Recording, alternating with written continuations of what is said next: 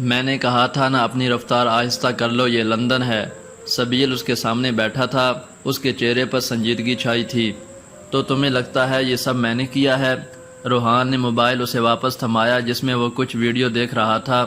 ان videos میں روحان جبیل تھا جو اسلام کے خلاف باتیں کر رہا تھا اور ساتھ ہی دوسرے مذاہب کو نشانہ بنا رہا تھا۔ اس کے ساتھ کچھ لوگ تھے جن کا چہرہ چھپا ہوا تھا اور وہ حلیے سے دہشت گرد لگ رہے تھے۔ یہ ویڈیوز صاف ظاہر کر رہی تھیں کہ روحان جبیل کا تعلق دہشت گردوں سے تھا۔ میرے ماننے یا نہ ماننے سے کیا فرق پڑتا ہے؟ فرق اس بات سے پڑتا ہے کہ تمہاری پیروی کرنے والے تمہارے خلاف ہو گئے ہیں، اور دہشت گردوں سے تعلق رکھنے پر لندن کی بڑی شخصیات اور مذہبی کمیونٹیاں بہت زیادہ غصے میں ہیں۔ میرا صرف ایمان بدلا ہے، میرا دماغ عرجے والا ہی ہے۔ یہ جو میرے خلاف سازش کی گئی ہے اس کا تو میں پتہ چلا ہی لوں گا۔ روحان کا لہجہ اٹل تھا۔ یہ کافی مشکل کام ہے، تمہارا دشمن کافی شاطر ہے۔ تمہارے بینک اکاؤنٹ میں ملین ڈالرز ٹرانسفر ہوئے ہیں، اور اس ویڈیو کے مطابق تم نے یہ لندن میں دہشت گردی پھیلانے کا معاوضہ لیا ہے۔ کمال ہے، یہ تو پتہ چل گیا کہ میرے اکاؤنٹ میں پیسے ٹرانسفر ہوئے ہیں۔ یہ معلوم نہیں کیا کسی نے کہ یہ کہاں سے آئے ہیں، کیسے ٹرانسفر ہوئے ہیں۔ یہی کام ہے ہمارا۔ میں ایک وکیل ہوں، اگر ہم یہ معلوم کرنے میں کامیاب ہو گئے کہ یہ پیسے کیسے ٹرانسفر ہوئے ہیں تو یقیناً تم بے گناہ ثابت ہوگے۔ فی الوقت تو میں تمہاری ضمانت کرواتا ہوں۔ سبیل نے میز پر رکھی فائل اٹھاتے ہوئے کہا تھا، جبکہ روحان گہری سوچ میں تھا۔ اسے اس بات سے فرق نہیں پڑتا تھا کہ لوگ اسے کیا سمجھ رہے تھے، بلکہ وہ جاننا چاہتا تھا کہ اس کے خلاف اتنی بڑی سازش کس نے کی تھی۔ حانم نے گھر پہنچنے کے بعد ٹی وی لگایا تھا۔ نیوز چینل پر چلتی خبروں کو سن کر وہ گنگ رہ گئی تھی۔ روحان کی ویڈیوز بار بار دکھائی جا رہی تھی۔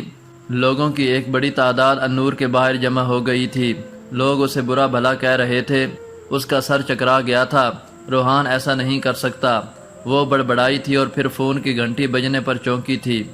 ڈیڈ، یہ آپ کیسے بیان دے رہے ہیں؟ ایلف مسٹر آسکر سے سخت لہجے میں پوچھ رہی تھی۔ وہ لڑکا ایک دہشت گرد ہے جس سے پورے لندن کو خطرہ ہے۔ تم نے ویڈیوز نہیں دیکھی؟ ڈیڈ، وہ ایسا نہیں ہے، میں اسے اچھے سے جانتی ہوں۔ یہ اس کے خلاف سازش کی گئی ہے۔ آپ تو سمجھنے کی کوشش کریں۔ ایلف اپنے باپ کا بیان سن کر پریشان ہو گئی تھی۔ وہ روحان جبیل کو سخت سزا دینے اور لندن سے نکالنے کی بات کر رہے تھے۔ مذہبی کمیونٹیاں النور کو بند کرنا چاہتی تھیں۔ ان کا کہنا تھا کہ یہ ادارہ دہشت گرد پیدا کر رہا تھا۔ کوئی سازش نہیں ہے، صاف ظاہر ہے اس نے لاکھوں ڈالرز لیے ہیں اس کام کے لیے۔ مسٹر آسکر غصے میں تھے۔ ایلف نے تنگ آ کر فون بند کر دیا تھا۔ وہ دوسرے شہر آئی ہوئی تھی، اپنی ماں کے شہر۔ وہ جانتی تھی روحان حانم کے ساتھ واپس آ گیا تھا اور ایلف میں ان کا سامنا کرنے کی ہمت نہیں تھی، لیکن اب بار روحان کی آ گئی تھی۔ وہ اٹھی اور اپنا بیگ پیک کیا۔ آج شام کی ٹرین سے وہ واپس لندن جا رہی تھی۔ ان لوگوں کی ہمت کیسے ہوئی تمہیں گرفتار کرنے کی؟ میں چھوڑوں گا نہیں کسی کو بھی۔ ڈاکٹر باسر کافی غصے میں تھے۔ ان کی رسائی کافی اوپر تک تھی۔ انہیں غصہ تھا۔ روحان کے سر الزام لگایا جا رہا تھا۔ آپ پریشان نہ ہوں ڈاکٹر صاحب، میں ابھی تو گھر جا رہا ہوں، سبیل ہے میرے ساتھ۔ یہ سب اتنا اچانک ہوا ہے کہ مجھے سمجھنے کا موقع ہی نہیں ملا ہے۔ میں گھر جا کر دیکھتا ہوں۔ روحان کافی پرسکون تھا۔ اس کی ضمانت ممکن نہیں تھی۔ یہ تو سبیل کا کام تھا۔ وہ کافی ذہین اور شاطر وکیل تھا۔ کھیل کافی چالاکی سے کھیلا گیا تھا، جس کی روحان کو بھنک بھی نہیں پڑی تھی۔ روحان جب گھر پہنچا تو حیران رہ گیا تھا۔ ایمی آدھی سے زیادہ کلاس کے ساتھ اس کے گھر میں موجود تھی۔ Hi man, are you okay? Rohan کو دیکھ کر وہ بےتابی سے اس کی جانب بڑھی۔ میں ٹھیک ہوں، وہ مسکرایا تھا۔ حانم حیرت سے کبھی اسے تو کبھی ایمی کو دیکھ رہی تھی۔ السلام علیکم بھابی۔ سبیل کی آواز پر وہ چونکی تھی اور سر ہلا کر آہستہ سے جواب دیا تھا۔ مجھے لگا تمہاری وائف اکیلی ہوگی، گھر میں کوئی خطرہ ہو سکتا ہے، اس لیے میں فرینڈز کے ساتھ یہاں آ گئی تھی۔ ایمی نے اپنے آنے کی وجہ بتائی۔ بہت اچھا کیا، میں بھی حانم کے اکیلے ہونے کی وجہ سے پریشان تھا۔ روحان نے حانم کے چہرے کی طرف دیکھتے ہوئے کہا تھا۔ حانم کے چہرے پر عجیب سا تاثر تھا جسے وہ سمجھ نہیں پایا تھا۔ اوکے، اب ہم چلتے ہیں، پھر آئیں گے۔ کوئی بھی مسئلہ ہو ہمیں بتانا، ہمیں تم پر پورا بھروسہ ہے۔ ایمی نے اسے یقین دلایا تھا۔ روحان کے چہرے پر مسکراہٹ پھیل گئی تھی۔ کم از کم وہ تو اسے بے گناہ سمجھتی تھی۔ ان کے جانے کے بعد روحان صوفے پر بیٹھ گیا تھا۔ وہ کافی تھک چکا تھا، یہ جسمانی نہیں بلکہ ذہنی تھکاوٹ تھی۔ کچھ ہی دیر بعد ہانم چائے لے آئی تھی۔ مجھے تمہارے سارے اکاؤنٹس کی ڈیٹیل چاہیے، اور یہ بھی یاد کرو کہ ان ویڈیوز پر جو وقت درج ہے اس وقت، اس دن اور اس تاریخ کو تم کہاں تھے۔ کہنے کو تو یہ کیمرے سے لی گئی ویڈیوز ہیں، لیکن ایسا نہیں ہے، یہ تم جانتے ہو۔ اگر ہمارے پاس ثبوت مضبوط ہوں تو کورٹ میں پہلی پیشگی پر ہی ہم تمہیں بے گناہ ثابت کر سکتے ہیں۔ سبیل کافی سنجیدگی سے کہہ رہا تھا۔ روحان نے اس بات میں سر ہلایا تھا۔ ان دونوں کو مصروف دیکھ کر ہانم وہاں سے کھسک گئی تھی۔ سبیل سے اہم باتیں کرنے کے بعد وہ کمرے میں آیا تو ہانم کھڑکی میں کھڑی تھی۔ کمرے میں کافی ٹھنڈ پھیل چکی تھی، باہر اندھیرا تھا، رات ہو چکی تھی۔ وہ گہری سانس لے کر دھیمے قدم اٹھاتا اس کی طرف بڑھا تھا۔ ناراض ہو مجھ سے؟ وہ اس کے سامنے کھڑے ہوتے پوچھ رہا تھا۔ مجھے کیا ضرورت ہے ناراض ہونے کی؟ ہانم کا لہجہ خفگی اور غصہ ظاہر کر رہا تھا۔ لگ تو رہا ہے۔ اس کا پھولا ہوا منہ دیکھ کر وہ ہولے سے مسکرایا تھا۔ آپ کو تو پتہ نہیں کیا کیا لگتا رہتا ہے، سب سچ تو نہیں ہوتا نا؟ ہانم نے غصے سے گھورتے ہوئے کہا تھا اور پھر رخ باہر کی جانب موڑ لیا تھا۔ مثلاً کیا لگتا ہے مجھے؟ وہ اسے بولنے پر اکسا رہا تھا۔ مجھے نہیں پتہ، وہ کہتے ہوئے مڑی تھی جب روحان نے اس کا ہاتھ پکڑا اور اسے اپنی طرف کھینچا تھا۔ ناراض کیوں ہو؟ یا پھر مجھ پر یقین نہیں ہے؟ تمہیں لگتا ہے جو دکھایا جا رہا ہے وہ سب سچ ہے؟ وہ اب سنجیدگی سے پوچھ رہا تھا۔ ہانم نظریں جھکا گئی تھی۔ بولو ہانم، تمہارا یقین میرے لیے سب سے اہم ہے۔ اگر یقین اتنا اہم ہے تو پھر مجھے سب بتاتے کیوں نہیں ہیں آپ؟ مجھ سے کچھ بھی شیئر نہیں کرتے ہیں آپ؟ میں کیا ہوں، میری کیا حیثیت ہے اگر آپ کو مجھ پر یقین ہی نہیں؟ وہ بولی تو آواز بھرا گئی تھی۔ روحان کو اس کی الجھن سمجھ آ گئی تھی۔ میں اپنی الجھنیں تم سے اس لیے شیئر نہیں کرتا کہ میں تمہیں پریشان نہیں کرنا چاہتا، اور میں خود ہی سلجھا سکتا ہوں، روحان نے صفائی دی تھی۔ ہانم کو لگا تھا کہ روحان کے نزدیک اس کی کوئی اہمیت نہیں تھی۔ تم میرے لیے سب سے اہم ہو ام ہانم۔ جب سب نے مجھے غلط سمجھا تب پہلا خیال تمہارا آیا تھا میرے ذہن میں، جانے تم مجھ پر بھروسہ کرو گی یا نہیں۔ وہ بھی کہیں اندر سے ڈرا ہوا۔ آنکھوں دیکھا بعض اوقات سچ نہیں ہوتا، میں جانتی ہوں یہ سب جھوٹ ہے، لیکن مجھے دکھ اس بات کا ہے کہ آپ مجھے کچھ بتاتے نہیں ہیں۔ اوکے، اس بات کے لیے میں معافی مانگتا ہوں۔ آئندہ سے ہر بات تم سے شیئر کیا کروں گا اگر تم ناراض نہ ہوئی تو۔ ویسے تم ہر وقت مجھ سے خفا ہی رہتی ہو۔ روحان نے اس کے چہرے پر آئی لٹ کو انگلیوں کی مدد سے کان کے پیچھے کیا تھا۔ میں کب ناراض ہوتی ہوں؟ آپ منہ پھلا کر رکھتے ہیں ہر وقت، اور تو اور مجھ سے لڑائی بھی کرتے ہیں، مجھے گھر میں قید کر کے رکھتے ہیں۔ یہ سب آج میں نے بی جان کو بتایا ہے۔ ہانم نے اپنا ہاتھ چھڑواتے ہوئے کہا تھا۔ روحان کا منہ حیرت سے کھل گیا تھا۔ تم نے بی جان سے میری شکایت کی؟ وہ گہرے صدمے میں تھا۔ جی ہاں، ہانم نے اقرار کیا تھا۔ کیا واقعی ہانم؟ سچ میں تم نے میری شکایت کی؟ اس کے اس طرح بار بار پوچھنے پر ہانم نے اسے گھور کر دیکھا تھا۔ روحان کا منہ دیکھ کر اسے ہنسی آئی تھی جسے ضبط نہیں کر پائی تھی، اور کہا لگا کر ہنس دی تھی۔ اس کے اس طرح ہنسنے پر روحان کو اس کی شرارت سمجھ میں آئی تھی۔ تم بہت تیز ہو گئی ہو لندن آ کر۔ وہ اسے ہنستا دیکھ کر مطمئن ہو گیا تھا۔ ہونا پڑتا ہے، آپ کی پنکھیاں ہی اتنی ہیں۔ بی جان نے مجھے ہوشیار رہنے کو کہا تھا۔ ہانم نے سچ اگلا۔ کیا بی جان نے تمہیں یہ سکھایا ہے؟ روحان کو ایک اور جھٹکا لگا تھا۔ مجھے یقین نہیں ہو رہا کہ میری ماں اور میری بیوی دونوں میرے خلاف سازش کر رہی ہیں۔ ہانم اس کے اس طرح کہنے پر ایک بار پھر ہنستی تھی۔ روحان سرشار ہو گیا تھا، یہ جان کر کہ وہ اس پر اعتبار کرتی تھی، اور اس نے دل میں عہد کیا تھا کہ وہ اپنی الجھنوں کو ہانم سے ضرور ڈسکس کیا کرے گا۔ آخر کو وہ اس کی بیوی تھی، اور اس رشتے کے ناطے اس کا حق تھا کہ وہ ہانم کو اپنی ذاتی زندگی میں اتنی اہمیت دیتا۔ قسم سے ہانم، میں بہت بڑی فلم ہوں، یہی کہنا چاہتے ہو نا آپ؟ ہانم کی ہنسی کو بریک لگی تھی۔ وہ اب پھر سے روحان کو گھور رہی تھی۔ نہیں، میرا یہ مطلب نہیں تھا۔ روحان گڑبڑا گیا تھا۔ سب جانتی ہوں میں، یہ بھی بی جان کو بتاؤں گی کہ ان کا بیٹا مجھے ڈرامہ کوئین اور فلم کہتا ہے، اور کبھی کبھی تو پرانی سی ڈی اور وی سی آر سے تشبیہ دیتا ہے۔ وہ کمال سنجیدگی سے کہتے ہوئے کمرے سے باہر نکل گئی تھی، جبکہ اس کی باتوں سے یوں اپنے مطلب کے معنی نکالنے پر روحان اپنا سر پیٹ کر رہ گیا تھا۔ شہر میں ایک بے چینی سی پھیل گئی تھی۔ لوگ کشمکش کا شکار تھے، کچھ روحان جبیل کے ساتھ تھے تو کچھ اس کے خلاف ہو چکے تھے۔ شدت پسند لوگ سڑکوں پر نکل آئے تھے۔ ان کا کہنا تھا کہ روحان جبیل کو سزا دی جائے اور اسے لندن سے نکالا جائے۔ لوگوں کو اس کے گھر کا نہیں پتہ تھا، سب النور کے باہر جمع تھے۔ روحان کو حیرت ہو رہی تھی کہ یہ نوجوان جو شاید اسے جانتے بھی نہیں تھے، وہ اس کے خلاف نعرے لگا رہے تھے۔ شہر میں امن کی خراب صورتحال کا ذمہ دار اسے ٹھہرایا جا رہا تھا۔ وہ ساری رات سو نہیں پایا تھا۔ صبح ہوئی تو ایلف اس کے گھر آ گئی تھی۔ میں رات کو ہی لندن پہنچ گئی تھی، پھر پہلے تمہارے پاس آنے لگی تھی، پھر سوچا اب تمہاری وائف بھی تمہارے ساتھ ہے اس لیے نہیں آئی۔ وہ مسکرائی تھی۔ کوئی بات نہیں۔ روحان نے اسے لاؤنج میں بٹھایا تھا۔ آپ بیٹھے، میں چائے بنا کر لاتا ہوں۔ ہانم کدھر ہے؟ ایلف نے دھڑکتے دل کے ساتھ پوچھا تھا۔ وہ سوئی ہوئی ہے، ملازمہ بھی ابھی نہیں آئی، شاید اسے بھی مجھ سے ڈر لگ رہا ہوگا۔ اپنی بات سے وہ محفوظ ہوا تھا۔ پھر تو مجھے بھی ڈرنا چاہیے ہے نا؟ یقیناً، وہ مسکرا کر کہتا کچن کی طرف بڑھ گیا تھا۔ اس کے اتنے پرسکون ہونے پر ایلف حیران تھی۔ اور کوئی انسان ہوتا تو شاید ڈپریشن کا شکار ہو جاتا، لیکن وہ پرسکون اور مطمئن تھا۔ 10 منٹ بعد وہ چائے لے کر واپس آ گیا تھا۔ میں نے رات اپنے کچھ فرینڈز کو بلایا تھا، وہ ہیکنگ کی دنیا سے واقف ہیں۔ تمہارے اکاؤنٹ میں پیسے کہاں سے ٹرانسفر ہوئے ہم نے اس کا پتہ لگا لیا ہے۔ ایلف نے گویا دھماکہ کیا تھا۔ روحان تو ابھی اس بارے میں سوچ ہی رہا تھا اور وہ اس کا آدھا کام آسان کر چکی تھی۔ میں نے باقی کی تفصیل نہیں نکالی، ہو سکتا ہے تمہارا کوئی جاننے والا ہو، تم خود چیک کر لینا۔ ایلف نے لیپ ٹاپ اس کے سامنے کیا تھا۔ بہت بہت شکریہ، آپ نے میرا کام آسان کر دیا ہے۔ وہ مسکرایا تھا۔ مجھے لگتا ہے ان لوگوں کی تم پر بہت گہری نظر ہے، شاید سالوں سے۔ ایلف نے اپنا خیال ظاہر کیا تھا۔ آپ ٹھیک کہہ رہی ہیں، سالوں پہلے میرے ساتھ کچھ ایسی سرگرمیاں ہوئی تھیں، میرے اکاؤنٹس کو ہیک کیا گیا تھا اور ابھی بھی ایسا ہی کچھ ہوا ہے۔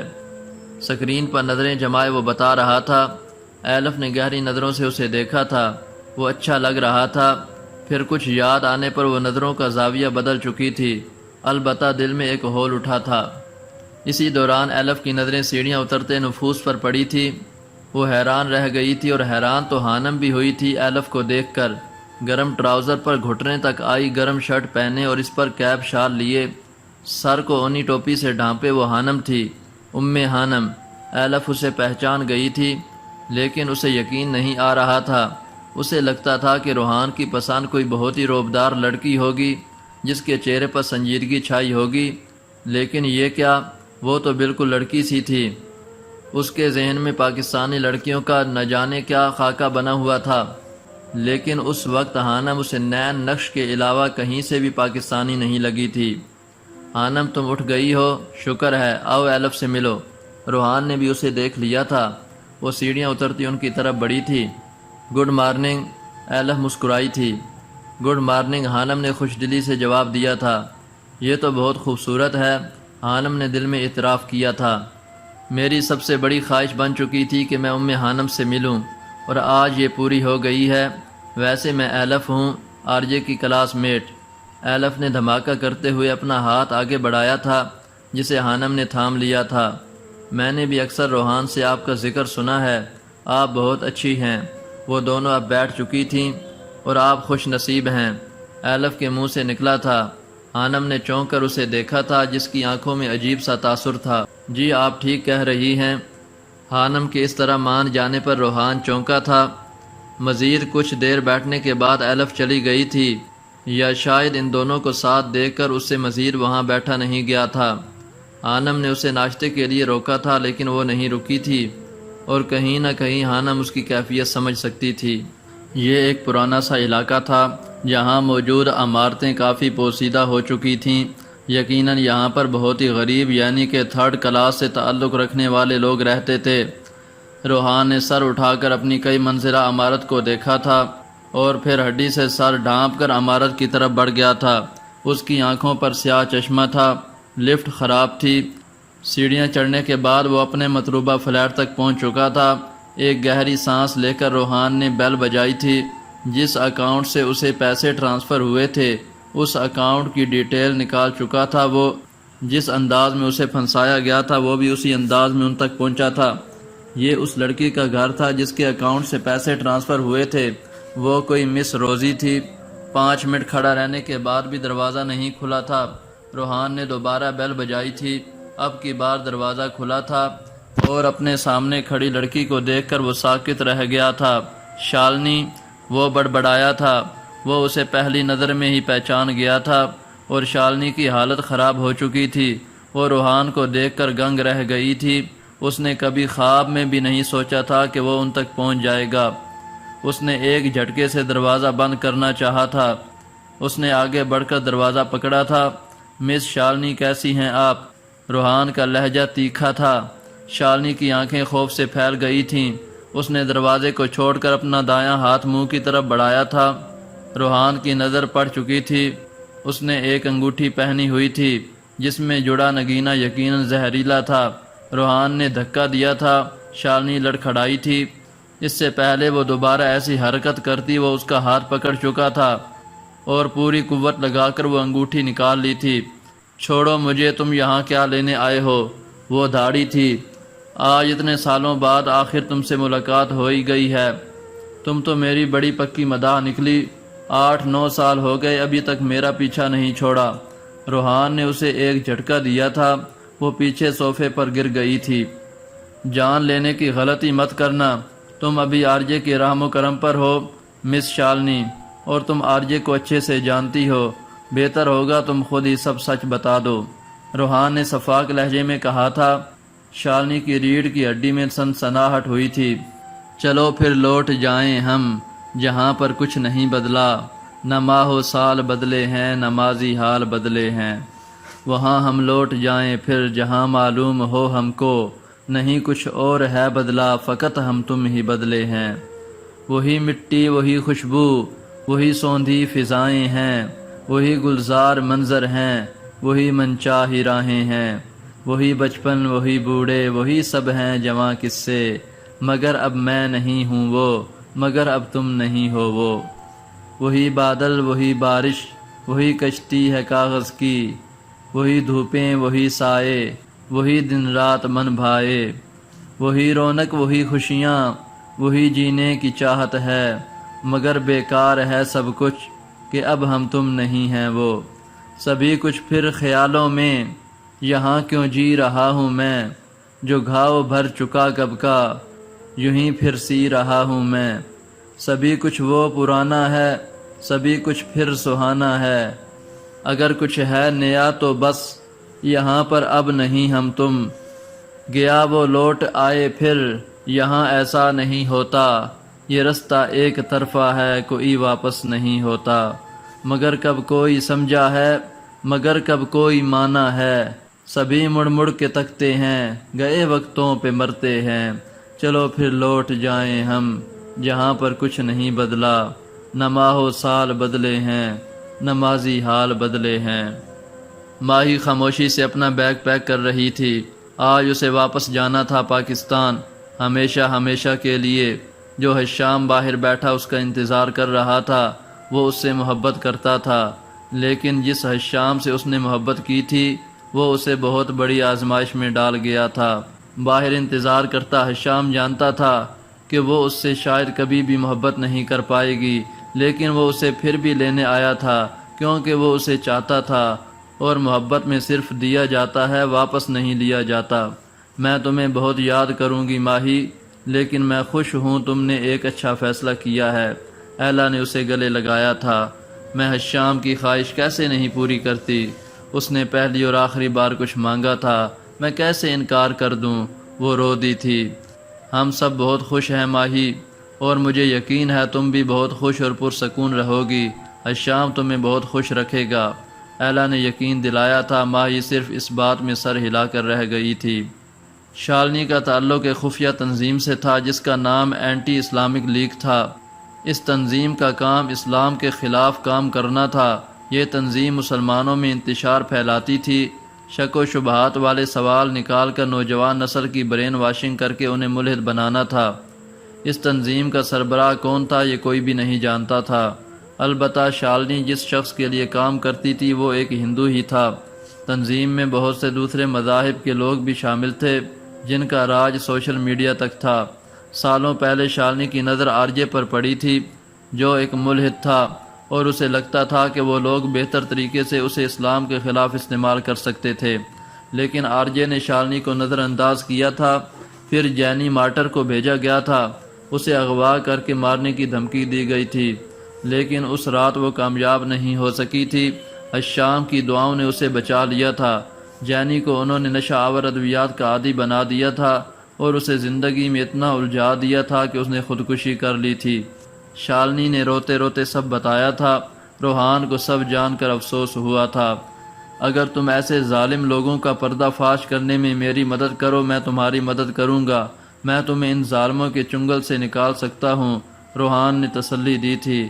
شالنی اور اس جیسی کئی لڑکیاں جو روزی کی تلاش میں نکلتی ہیں اور پھر غلط لوگوں کے ہاتھ لگ جاتی ہیں، میں تمہاری کوئی مدد نہیں کر سکتی۔ یہ تو مجھے پتہ چل ہی چکا ہے کہ وہ پیسے تمہارے اکاؤنٹ سے ٹرانسفر ہوئے ہیں، میں عدالت میں پیش کروں گا، تم ماری جاؤ گی، اس سے بہتر ہے تم میرا ساتھ دو۔ اب تک ان لوگوں کو خبر مل چکی ہوگی کہ کوئی مجھ سے ملنے آیا ہے اور وہ سارے ثبوت مٹا دیں گے۔ شالنی ٹھیک کہہ رہی تھی، تم بس میری بے گناہی ثابت کرنے میں مدد کرو، ایسے لوگوں کے خلاف میں بعد میں جنگ لڑوں گا۔ اس کی بات سن کر شالنی سوچ میں پڑ گئی تھی۔ آج روحان نے کورٹ میں پیش ہونا تھا، 1 ہفتے کا وقت ملا تھا اسے۔ ڈاکٹر باسط بھی لندن آ چکے تھے۔ اس پر کیس دائر کرنے والے وکیل نے پہلے اپنے ثبوت پیش کیے تھے۔ سبیل بھی پوری طرح سے تیار تھا۔ عدالت لوگوں سے کھچا کھچ بھری ہوئی تھی۔ سامنے ایک قطار میں ایمی، ایلف اور ہانم بیٹھی تھیں، اور اس تنظیم کے خفیہ لوگ بھی یقیناً وہاں موجود تھے۔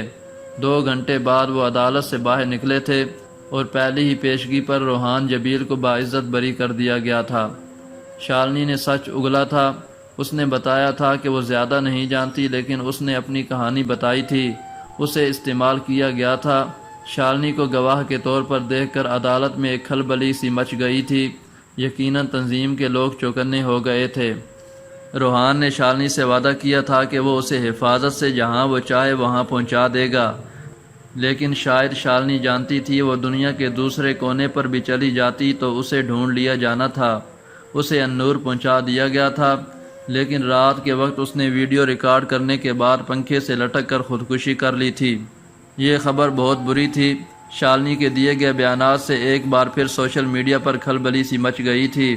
جو لوگ روحان کو غلط سمجھ رہے تھے وہ اب خاموش تھے۔ تم جیت گئے روحان جبیل، بہت بہت مبارک، ایلف نے میسج کیا تھا۔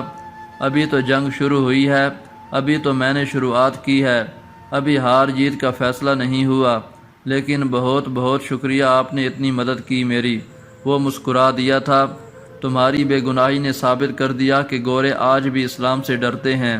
سبیل نے اس کا کندھا تھپ تھپایا تھا۔ لندن میں ایک بار پھر سے ایک نئی جنگ چھڑ گئی ہے۔ لوگ اسلام کے اتنے خلاف کیوں ہیں؟ کیوں اتنا خوف کھاتے ہیں اس سے؟ اور جو لوگ اس مذہب کو خاطر میں نہیں لاتے وہ بھی آج سوچ میں پڑ گئے ہیں کہ آخر اس مذہب میں ایسا کیا ہے جسے ختم کرنے کے لیے خفیہ تنظیمیں بنائی جاتی ہیں۔ یہ بات کرتے ہوئے روحان کو ایمی کافی سمجھدار لگی تھی۔ جس جنگ کی تم نے شروعات کی ہے یقیناً بہت مشکل ہے، قربانیاں دینی پڑیں گی، لیکن ایک وقت آئے گا جب سچ کھل کر سامنے آ جائے گا۔ رات کا اندھیرا کبھی اجالے کو نگل نہیں سکتا۔ تم فاتح ٹھہرو گے، جیتے رہو میرے بچے۔ ڈاکٹر باسط نے اسے گلے لگایا تھا۔ اس طوفان نے جو روحان کی زندگی میں آ کر گزر گیا تھا اسے مزید مضبوط بنا دیا تھا۔ اس کے ارادے چٹان کی مانند پختہ ہو چکے تھے۔ سالوں پہلے میں نے بس ایک خواہش کی تھی، ایک چھوٹی سی خواہش، میں نے کبھی سوچا بھی نہیں تھا کہ وہ پوری ہو جائے گی۔ آج میں نے لندن کے ہر چینل پر روحان جبیل کا نام سنا تو احساس ہوا واقعی میں سکالر کی بیوی ہوں جسے دین کی خدمت کرتے دیکھ کر لوگ سازشیں کر رہے ہیں۔ انسان کے خلاف ہونے والی سازشیں ہی انسان کے لیول کا پتہ دیتی ہیں، اسے ہی مٹانے کی کوشش کی جاتی ہے جس کا کوئی وجود ہوتا ہے۔ بہت بہت مبارکباد مسٹر روحان جبیل، آج آپ اپنا ایک وجود بنا چکے ہیں۔ اس وجود سے ٹکرانے سے پہلے لوگ سینکڑوں دفعہ سوچیں گے۔ ہانم نے مسکرا کر اپنا ہاتھ آگے بڑھایا تھا۔ بہت بہت شکریہ مسز روحان جبیل۔ اسے خوش دیکھ کر روحان جبیل مسکرا دیا تھا۔ ماہی اور حشام کا سادگی سے نکاح کر دیا گیا تھا۔ حانم اور روحان آنا چاہتے تھے، لیکن اس نئے واقعے نے النور پر منفی اثرات چھوڑے تھے جنہیں مٹانے کی روحان کوشش کر رہا تھا۔ اسی وجہ سے وہ دونوں نہیں آ پائے تھے، لیکن وہ بہت خوش تھے۔ اس موقع پر حشام جبیل کو یاد کر کے سب کی آنکھیں نم ہوئی تھیں۔ وہ سب کو ملا کر سب میں خوشیاں بانٹ کر جا چکا تھا۔ شاید کچھ لوگ صرف دوسروں کو ملانے کی غرض سے دنیا میں آتے ہیں۔ ماہی کا نازک سا دل بہت تڑپا تھا، لیکن وہ اپنی محبت کی خواہش بھی پوری کرنا چاہتی تھی۔ حمدان صاحب کے دل سے ایک بوجھ سا اتر گیا تھا۔ بالآخر ان کی بیٹی بھی عملی زندگی میں داخل ہو چکی تھی۔ اسے یاد کر کے سب روئے تھے، اور پھر دونوں کو ایک ساتھ بیٹھا دیکھ کر سب کے چہرے پر چمک ابھری تھی۔ وہ بالکل حشام جیسا ہی لگ رہا تھا، بہت خوش نظر آ رہا تھا۔ حشام نے ایک نظر اپنے پہلو میں گردن جھکائے بیٹھی ماہین کو دیکھا تھا۔ یقیناً وہ آنسو ضبط کرنے کی کوشش کر رہی تھی۔ مس ماہین حمدان، میں آج اور ابھی آپ سے کچھ مانگنا چاہتا ہوں، وہ بھی سب کے سامنے۔ سب اس کی بات پر متوجہ ہوئے تھے۔ ماہی کی نم آنکھوں میں الجھن تھی۔ میں سارے جذبے، تمام وعدے، دعائیں ساری، سبھی ارادے، ہر ایک تمنا، ہر ایک خواہش، خواب اپنے خمار سارے، محبتوں کے نصاب سارے، جو تم کو دے دوں تو اتنا کہہ دو وفا کرو گے۔ وہ گمبھیر لہجے میں گنگنایا تھا۔ ماہی حیرت سے اس کے چہرے کو تک رہی تھی۔ وفا کرو گے؟ وہ اس سے محبت نہیں، وفا مانگ رہا تھا۔ ہاں، ماہی نے نہ چاہتے ہوئے بھی اس بات میں سر ہلا دیا تھا۔ گھر کے سارے افراد مسکرا دیے تھے۔ جوار نے ہوٹنگ کی تھی، ہاں وفا کروں گی، اور یہ پورا پیرس جانتا تھا۔ ماہین حمدان ایک وفادار لڑکی تھی۔ حشام جبیل مسکرا دیا تھا، اس کی آنکھوں کی چمک مزید بڑھ گئی تھی۔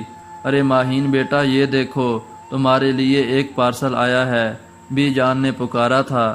بی جان کی آواز پر ماہی لاؤنج میں آئی تھی۔ یہ لندن سے آیا تھا، حانم نے کچھ بھیجا تھا۔ بی جان، یہ آپ کی دوسری بہو یعنی ہانی نے بھیجا ہے، ماہی نے مسکراتے ہوئے کہا تھا۔ یہ پروقار حویلی اس پروقار لڑکی کے نام، جو اس میں رہتی ہے اور اس کے قابل ہے۔ روایت کے مطابق بھی اس پر حویلی پر تمہارا حق ہے، ماہی، کیونکہ گدی کو حشام بھائی نے سنبھالا ہوا ہے۔ شادی بہت بہت مبارک ہو، اللہ پاک جوڑی سلامت رکھے۔ کارڈ پڑھ کر ماہی مسکرا دی تھی۔ اندر سے ایک فائل نکلی تھی۔ حانم نے سید حویلی ماہی کے نام کر دی تھی، جس کی ماہی کو ضرورت تو نہیں تھی، لیکن اتنے قیمتی تحفے پر وہ مسکرا دی تھی۔ حانم کے لیے اس کے دل میں محبت مزید بڑھ گئی تھی۔ مبارک ہو محترمہ، تمہارا کپل سلیکٹ ہو چکا ہے، ماہم کا فون تھا۔ حانم گھر کے باہر لگے پودوں کو پانی دے رہی تھی۔ ملازمہ اس کے ساتھ ہی تھی۔ کیا مطلب؟ میں سمجھی نہیں۔ حانم کے چہرے پر الجھن پھیلی۔ مطلب یہ کہ لندن میں بیسٹ کپل اور آف دی ایئر کا ایک بہت بڑا شو شروع ہوا ہے، جو ایک گیم کی طرح ہے۔ بیسٹ کپل کو ایوارڈ دیا جائے گا، اور میں نے اس گیم کے لیے تمہارے اور روحان بھائی کا تعارف دے دیا تھا، اور اب تم لوگوں کو سلیکٹ کر لیا گیا ہے۔ کچھ دیر تک لیٹر مل جائے گا، دیکھ لینا۔ کیا تم پاگل ہو گئی ہو ماہم؟ نہیں تو میں بالکل ٹھیک ہوں۔ میں اپنا اور حارث کا نام دے دیتی، لیکن شرط یہ ہے کہ وہ جوڑا لندن میں ہی رہتا ہو۔ اتنے لوگوں میں سے صرف 9 جوڑے چنے گئے ہیں، ان میں سے ایک تم لوگوں کا ہے۔ تمہیں تو خوش ہونا چاہیے، لیکن مجھ سے پوچھ تو لیتی۔ حانم کو کوفت ہو رہی تھی۔ مقررہ وقت ختم ہونے والا تھا، اس لیے میں نے تم دونوں کا تعارف دے دیا ہے، باقی معلومات وہ خود نکلوا لیتے ہیں، اور پھر انہوں نے چن لیا۔ 1 یا 2 راؤنڈ ہوں گے، تم فکر مت کرو، بس یہ ایوارڈ جیت لینا۔ ماہم اپنی دھن میں بول رہی تھی، جبکہ حانم سر پیٹ کر رہ گئی تھی۔ آخری قسط دھماکے دار ہونے والی ہے، تیار رہیں۔